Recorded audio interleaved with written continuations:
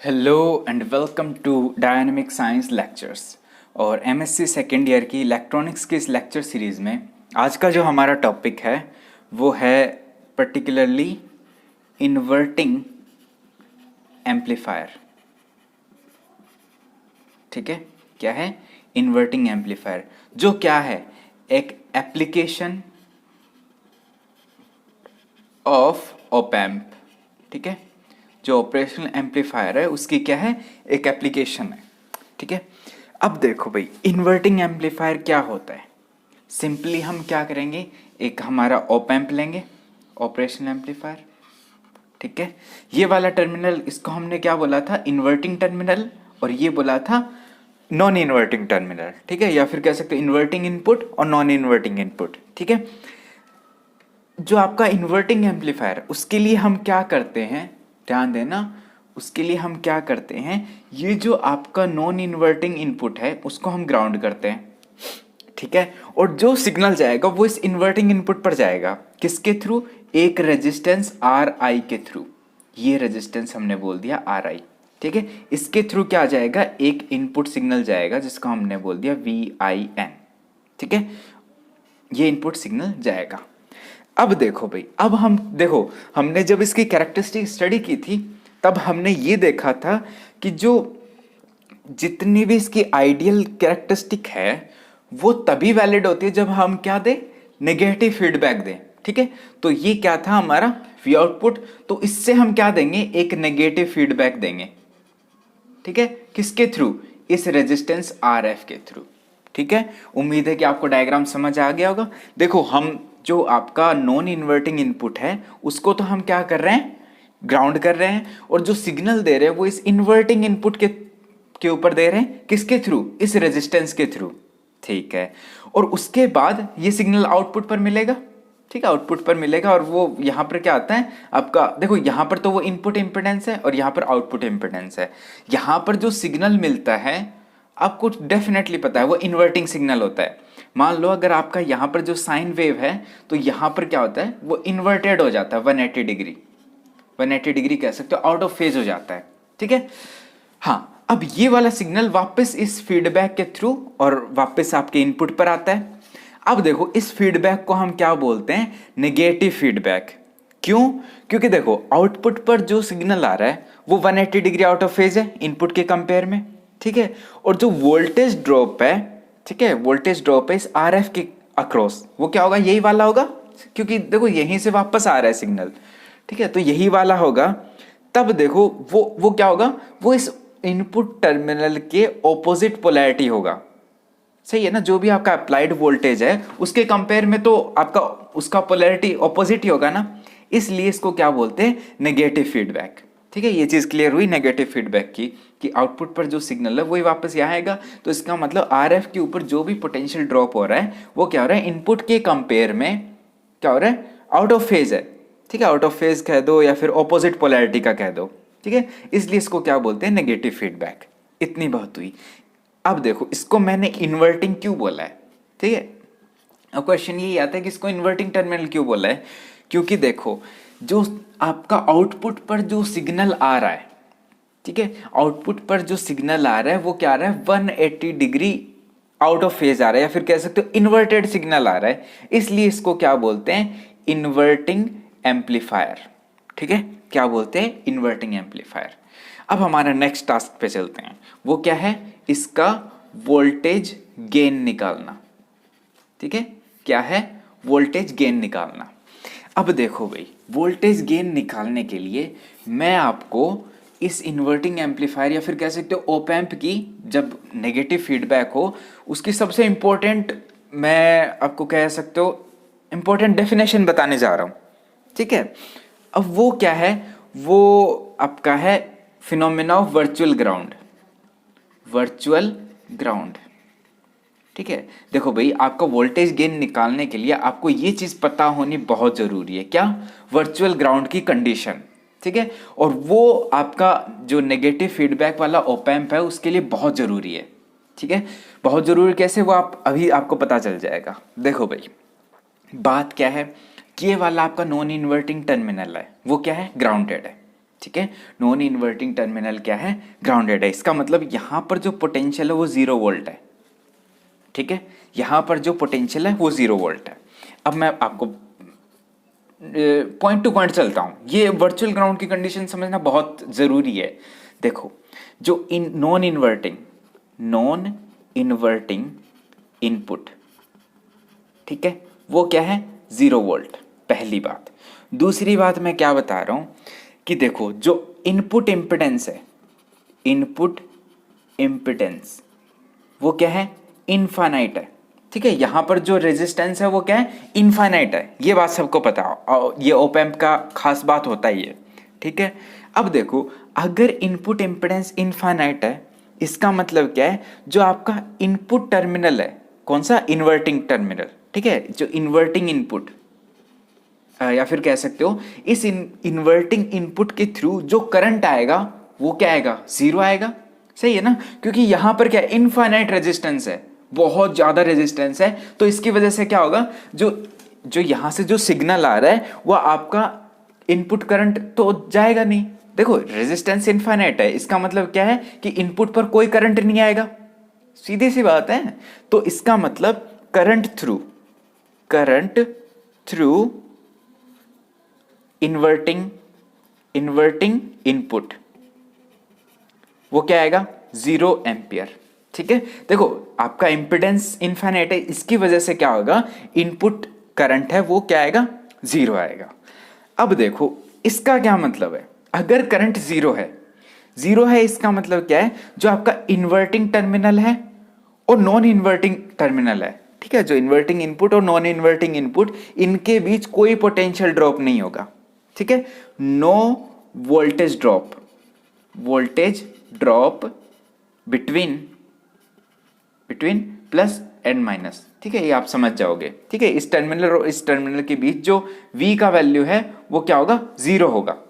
सही है ना, क्योंकि देखो कोई करंट फ्लो नहीं हो रहा। ठीक है, और यहां पर ऑलरेडी 0 वोल्ट है, कोई क्या होगा, नो पोटेंशियल ड्रॉप। ठीक है, नो पोटेंशियल ड्रॉप है, इसका मतलब यहां पर अगर 0 वोल्ट है, ठीक है, तो इस वजह से इस पॉइंट पर भी क्या आएगा, 0 वोल्ट आ जाएगा। समझ गए ना, देखो करंट 0 है, इनपुट करंट 0 है, इस इनपुट करंट 0 है, यहां से हम ये कह सकते हैं कि जो इन्वर्टिंग और नॉन इन्वर्टिंग इनपुट है इनके बीच कोई पोटेंशियल ड्रॉप नहीं होगा, कोई पोटेंशियल ड्रॉप नहीं होगा। इसका मतलब है कि जो आपका V एट नॉन इन्वर्टिंग है वो किसके इक्वल हो जाएगा, V एट इन्वर्टिंग। ठीक है, इसी के इक्वल हो जाएगा, क्योंकि यहां पर तो इनफाइनाइट रेजिस्टेंस है। सही है, तो यहां पर कितना है, यहां पर 0 वोल्ट है, तो यहां पर भी क्या आ जाएगा, 0 वोल्ट। ए के ऊपर, इस पॉइंट ए के ऊपर जो पोटेंशियल आएगा वो 0 वोल्ट आ जाएगा। ठीक है, इस कंडीशन को बोला जाता है वर्चुअल ग्राउंड। अब बात आती है क्यों वर्चुअल ग्राउंड, क्योंकि देखो भाई, यहां पर कौन सा टर्मिनल ग्राउंडेड है, नॉन इन्वर्टिंग। ठीक है, जो इन्वर्टिंग टर्मिनल है वो तो ग्राउंडेड नहीं है, लेकिन यहां पर हमारे पास क्या आया कि अगर यहां पर 0 वोल्ट है तो यहां पर भी 0 वोल्ट हो गया। इसका मतलब ये वाला टर्मिनल ऑटोमेटिकली क्या हो गया, ग्राउंड हो गया। लेकिन वो फिजिकली ग्राउंडेड नहीं है, इसलिए इसको बोला है कि वो क्या हो गया, वर्चुअली ग्राउंडेड हो गया। इसका मतलब इस पॉइंट ए पर VA, ठीक है, वो क्या आ गया, 0 वोल्ट आ गया। ये हमें निकालना बहुत जरूरी था। ठीक है, इस पॉइंट VA के ऊपर। अब देखो, अब हमारा काम आसान हो गया, अब हम वोल्टेज गेन निकाल लेंगे। कैसे निकालेंगे, देखो जो आपका इनपुट करंट है I इन, ठीक है, जो इनपुट करंट है वो किसके इक्वल हो, देखो ये क्या है, ये आपका नोड पॉइंट है। अब मैं आपका किरचॉफ करंट लॉ लगा देता हूं, by KCL, Kirchhoff current law. वो क्या बताता है, इस पॉइंट A पर, एट पॉइंट A, इस पॉइंट A पर आने वाली जितनी भी करंट है और जाने वाली जितनी भी करंट है, ठीक है, वो क्या होंगी, इक्वल होंगी। सही है, तो आने वाली करंट तो ये है और जाने वाली करंट क्या है, ये है IF। सही है ना, ये क्या है, ये तो इनपुट करंट है और ये जाने वाली IF है। अब देखो एट पॉइंट A क्या होगा, I in equals to IF होगा। ठीक है, अब देखो, अब हमारा टास्क है ये इनपुट करंट और आउटपुट करंट निकालना। अब देखो, अब मैं निकालता हूं इनपुट करंट आई इन। कैसे निकालूंगा? देखो, वोल्टेज अक्रॉस आर आई। देखो यहां पर करंट कैसे निकालूंगा, ये वाली करंट कैसे निकालूंगा, यहां का पोटेंशियल माइनस ये वाला पोटेंशियल, सीधा सा ना। इस आर आई के अक्रॉस पोटेंशियल कितना होगा, यहां का पोटेंशियल माइनस यहां का पोटेंशियल, सीधी सी बात है। यहां का पोटेंशियल कितना है, V in minus V A, सही है ना। इस रेजिस्टेंस के across potential divided by resistance, वही तो होता है करंट। तो देखो पोटेंशियल क्या हो गया, ये वाला input minus V A divided by resistance क्या है, आर आई, सही है। यहां से हमने क्या कंडीशन निकाला, V A equals to zero, V A equals to zero put कर दो तो V I N divided by क्या आ गया, आर आई आ गया, ठीक है। अब हम निकालते हैं आई एफ।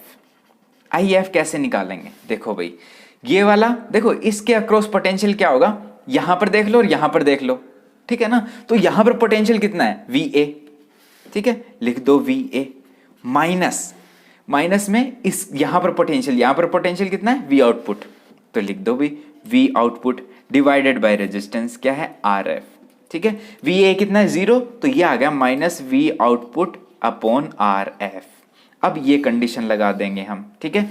ये कंडीशन लगाने के बाद हमारा कुछ यूं आ जाता है, कंडीशन क्या है, I in equals to I F, ठीक है, लगा दो भाई। ये क्या आएगा, V in divided by R I, ठीक है, equals to minus V output divided by R F, आ गया, ठीक है। अब देखो, अब गेन क्या होती है, we output upon we input, यही होती है ACL। देखो क्लोज लूप गेन है इस बार, ओपन लूप नहीं है, ठीक है। तो क्लोज लूप गेन क्या हो गई, we output upon we input, वो किसके इक्वल आ गई, minus R F upon are आई। ये भैया बहुत इंपॉर्टेंट रिजल्ट है। क्या है रिजल्ट, जो क्लोज लूप गेन है ACL, वो क्या आ गया, आर एफ अपॉन आर आई। अब यहां से मैं आपको 3 धांसू रिजल्ट बताने वाला हूं। 3 रिजल्ट आया हमारे पास। पहला क्या आया है, ये जो आपका क्लोज लूप गेन है, ठीक है, या फिर कह सकते हो इस इन्वर्टिंग एम्पलीफायर का जो गेन है, वो देखो ACL इज इंडिपेंडेंट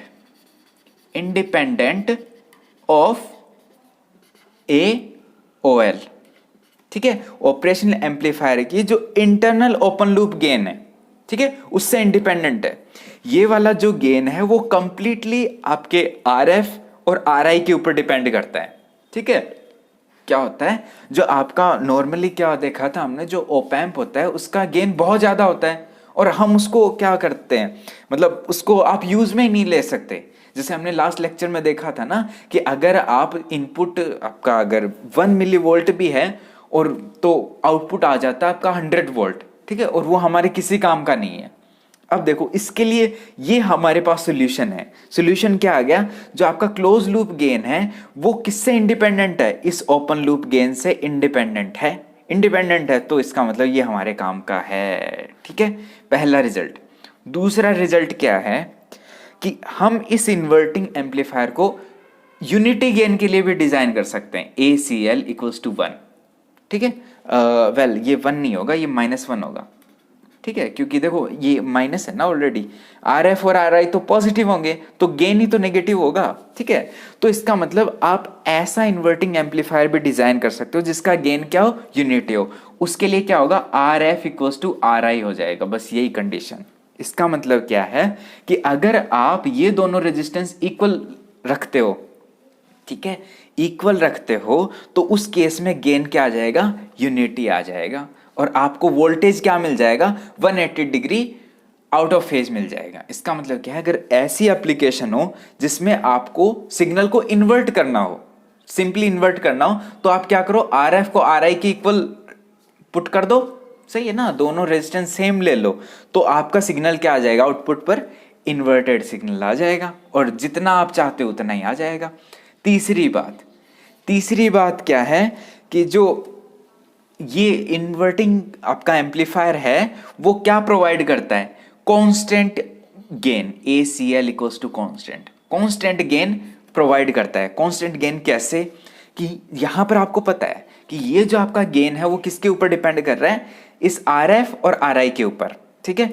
आप इस RF को मान लो कि आपने ये आपको क्लोज लूप गेन 10 चाहिए, -10 चाहिए, ठीक है। उसके लिए आप क्या करोगे, RF कुछ इस तरह से कर लोगे कि 10 × RI हो। सीधी सी बात है, अगर आपको ACL क्लोज लूप गेन हो वो 10 चाहिए, ठीक है। अब 10 टाइम्स आपको सिग्नल को मल्टीप्लाई करना है और आपको 180 डिग्री आउट ऑफ फेज भी चाहिए, तो उसमें आप क्या करोगे, RF को इस तरह से सेलेक्ट कर लोगे।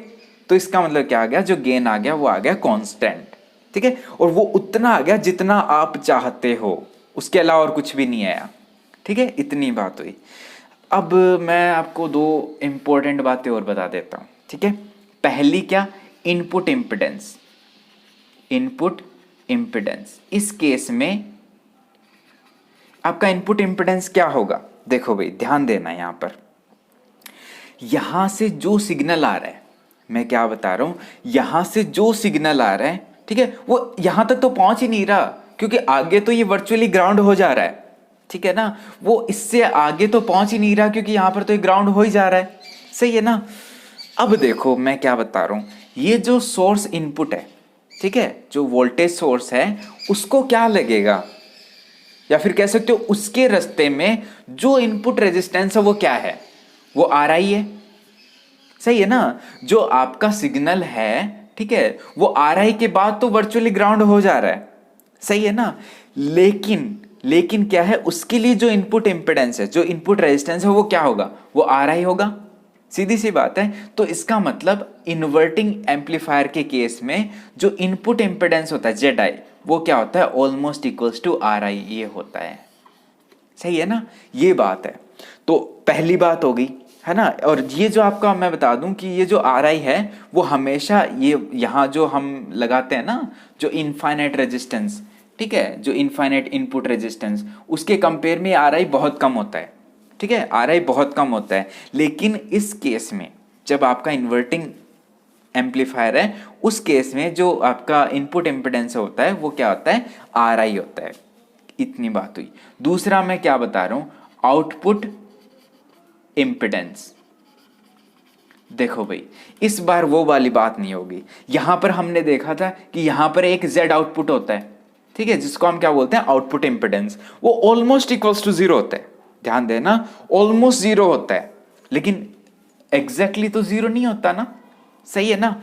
अब देखो, अब इस केस में आउटपुट इम्पिडेंस क्या हो जाएगा, वो इम्पिडेंस देखो, ये आपका रेजिस्टेंस है और ये भी आपका एक आउटपुट रेजिस्टेंस है, सही है ना। ये आउटपुट इम्पिडेंस है, ये आउटपुट रेजिस्टेंस है। अब जो आपका कह सकते हो इक्विवेलेंट आउटपुट रेजिस्टेंस क्या आ जाएगा, इस जेड आउटपुट का और RF का, इन दोनों का कंबाइन इफेक्ट आ जाएगा, ठीक है। या फिर कह सकते हो कि जो जेड आउटपुट, जो यहां पर इस ऑप एम्प का आउटपुट इम्पिडेंस है और ये RF, इन दोनों का पैरेलल कॉम्बिनेशन आएगा, क्या आएगा, जो आउटपुट इम्पिडेंस है, सही है। और वो हमेशा क्या आएगा, देखो जब दोनों रेजिस्टेंस जब पैरेलल में होते हैं तो जो आपका रिजल्टिंग रेजिस्टेंस आता है वो इन दोनों से कम आता है, सही है ना। तो जो आउटपुट इम्पिडेंस आएगा वो क्या आएगा, इस ऑप एम्प के आउटपुट इम्पिडेंस से कम आएगा, ठीक है। तो ये होती है आपकी इनपुट इम्पिडेंस और आउटपुट इम्पिडेंस। तो भाई उम्मीद है कि आपको इन्वर्टिंग एम्पलीफायर समझ आ गया होगा, और नेक्स्ट लेक्चर में हम करेंगे आपका नॉन इन्वर्टिंग एम्पलीफायर। तब तक आप पढ़ते रहिए, खुश रहिए, थैंक यू।